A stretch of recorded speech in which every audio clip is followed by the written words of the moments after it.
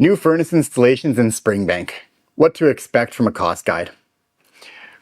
The thing to look at, especially if you're in Springbank, is depending on the age that the house was built, there's going to be a collection of whether the furnace is installed in, let's say, the 50s, 60s, or 70s, 80s, or early 90s.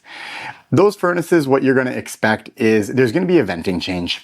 So there's going to be a little bit more of a cost increase to go from a furnace that was installed in the, pre-2000s, because they're going to have plastic pipe for venting instead of the metal pipe. If your furnace was installed kind of after 2005 and in the last 15, 20 years, you probably have a high efficiency furnace. And what you're going to find there is that we're going to be more able to do a like for like swap. And it really brings down the overall cost because the venting has already been done to today's standards.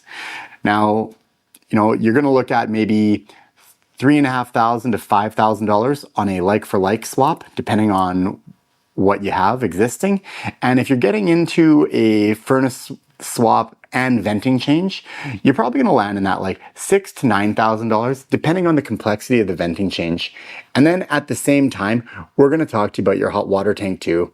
It's really good to look at the full mechanical room as a system. And if you're able to update all of the components at the same time, it reduces money over the long term as opposed to piecemealing each component out.